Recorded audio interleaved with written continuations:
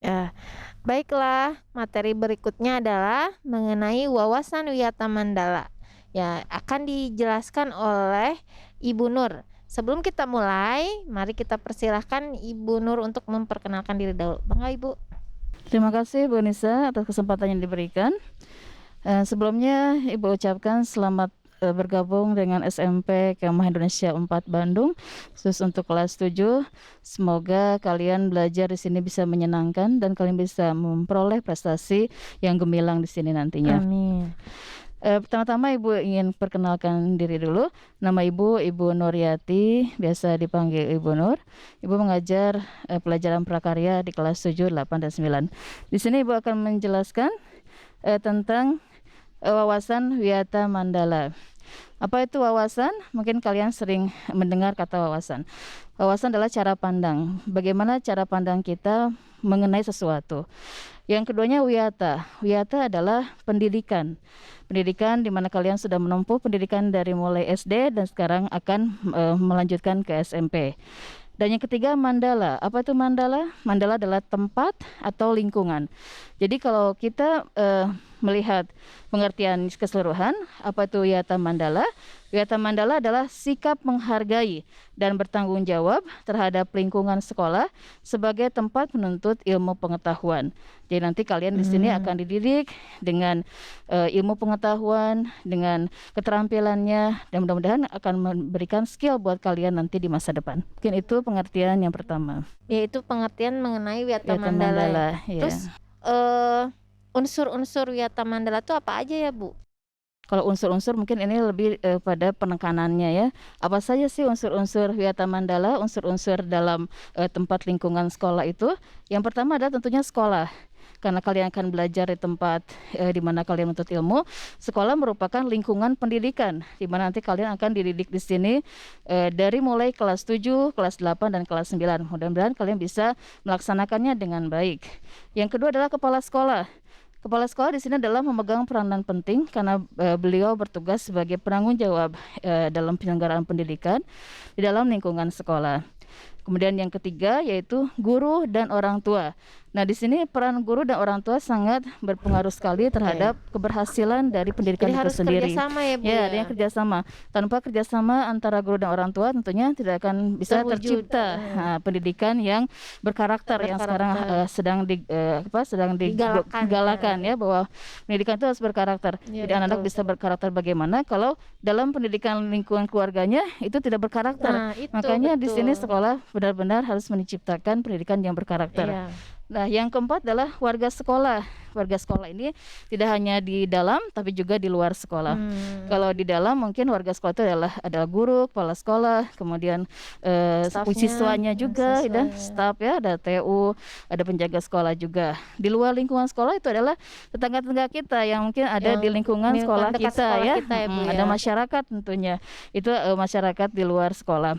Yang kelima adalah masyarakat sekitar itu ya, masyarakat sekitar yang sangat menunjang terhadap keberhasilan sekolah itu sendiri. Kalau sekolah itu baik, insya Allah akan dicap oleh warga masyarakat menjadi sekolah yang baik pula. Itu adalah unsur-unsurnya. Unsur-unsurnya. Ya. Berarti sangat penting ya, Bu, kerja sama Ya. orang tua dan sekolah Ya, ya. sangat penting Jadi sekali. orang tua tuh jangan mengandalkan kepada sekolah aja Ya, gitu ya. betul. Ya. Sedangkan waktu anak terlama itu sebenarnya di rumah ya, Bu, ya. Ya, 24 jam kan di sekolah hanya Iya. 6 jam ya. Iya, Sementara betul, yang Bu. lainnya itu adanya lamanya adalah di rumah. Nah, berikutnya, Bu, bagaimanakah wiyata mandala itu berhubungan dengan sekolah dan fungsinya tuh apa gitu? Ya, kita lihat dulu sekolah. Apa itu sekolah?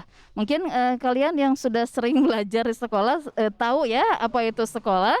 Bahwa sekolah itu merupakan tempat penyelenggaraan pembelajaran ya, PBM, di mana kalian nanti akan dibina, dikembangkan dari segi nilai, ilmu pengetahuan, keterampilan, dan teknologi. Itu pengertian dari sekolah, pengertian yang pertama. Yang kedua, sekolah yang kedua merupakan lembaga pendidikan formal, tempat berlangsungnya proses pembelajaran mengajar untuk membina dan mengembangkan karakteristik kalian menjadi seorang yang berpengetahuan ya, berteknologi, kalian punya kepribadian, kemudian adanya hubungan interaksi antara manusia dan lingkungan di dalam sekolah itu sendiri, dan kalian akan menjadi seorang yang berkemampuan untuk berkarya. Itu fungsi dari maksud dari sekolah itu didirikan. Iya. Nah, sedangkan fungsi sekolah itu sebagai tempat di mana masyarakat belajar.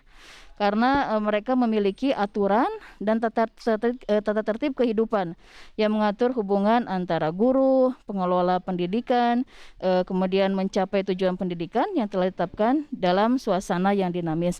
Jadi fungsi sekolah itu harus menyenangkan gitu ya. Jadi kalau sekolah tidak menyenangkan, mungkin anak-anak akan menjadi bosan akhirnya. Kurang semangat gitu kurang ya. semangat itu. Berikutnya ciri-ciri sekolah itu yang bagaimana, Bu? Ya, ciri-ciri sekolah yang ada di lingkungan kita tentunya yang pertama adalah harus ada guru, ya, guru dan siswa. Guru berperan penting dalam PBM, dalam proses belajar mengajar, dan siswanya juga. Ya, benar, di sini siswa harus memiliki aturan, tata tertib ya dalam belajar itu. Apalagi sekarang sedang adanya COVID, sekarang belajar juga secara online jadi di rumah, di rumah. Nah, kerjasama antara orang tua siswa, guru dan siswanya sendiri itu sangat ditekankan sekali. Jadi walaupun para pelajar itu atau siswa itu belajar di rumah, bukan berarti bisa seenaknya ya, Bu. Nah, harus mengikuti aturan yang berlaku. Makanya nanti di sini dari ciri-ciri sekolah yang bagus itu yang bisa menekankan pada anak bahwa harus melaksanakan tugas sesuai dengan apa yang sudah ditetapkan oleh sekolah itu sendiri. Dan orang tua di sini sangat berperan sekali dalam menciptakan pembelajaran yang harmonis itu. Iya, betul. Berikutnya bagaimana sih prinsip sekolah itu, Bu? Ya, yang terakhir adalah prinsip sekolah. Prinsip sekolah berarti adalah tujuan yang harus dicapai dalam sekolah itu sendiri.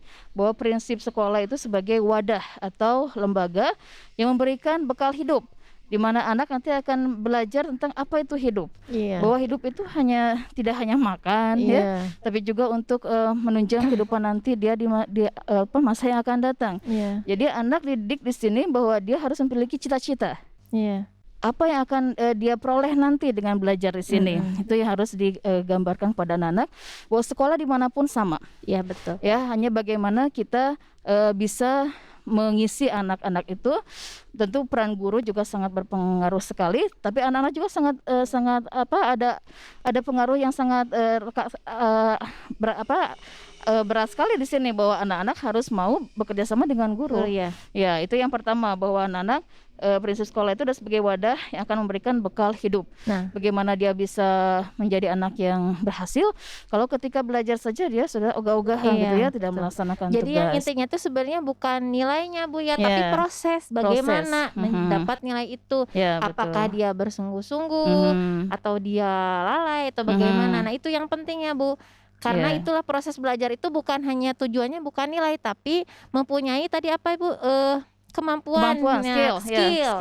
Yaitu adalah tujuan utama dari sekolah atau pendidikan sehingga itu ya, dia Bu bisa ya. memiliki bekal hidup nantinya. Bekal hidup nanti. Jadi bukan nilai tujuan utama, itu adalah mempunyai skill ya. Bekal hidup. Ya, yang kedua itu sekolah sebagai tempat peserta didik belajar ya, di bawah bimbingan pendidik. Bahwa memang yang namanya sekolah formal tidak seperti sekolah non formal ya. Kalau formal itu dia mendapatkan ijazah. Nah, itu malah yang dicari sekarang kan, yang namanya anak-anak itu tentu tujuan sekolah itu apa? Tentunya dia ingin mendapatkan ijazah nantinya.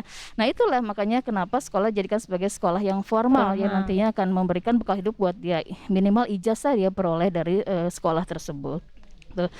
Yang ketiga, sekolah sebagai lembaga dan pelayanan yang adil dan merata. Maksudnya bahwa anak-anak semuanya harus mendapatkan pembelajaran, harus bisa belajar dari mulai SD, SMP, SMA, walaupun dia tidak memiliki ekonomi yang cukup, tapi dia harus belajar ya. Karena pendidikan itu seumur hidup. Dia harus terus belajar. Itu yang harus ditekankan ya, Bu. Pendidikan itu adalah hak. Jadi kalian tuh harusnya tuh menuntut hak ya, bukannya malah cuek sama haknya Iya dia untuk gitu. mendapat pendidikan ya Bu ya. Karena hak setiap anak itu diantaranya adalah hak untuk belajar, mendapatkan pendidikan.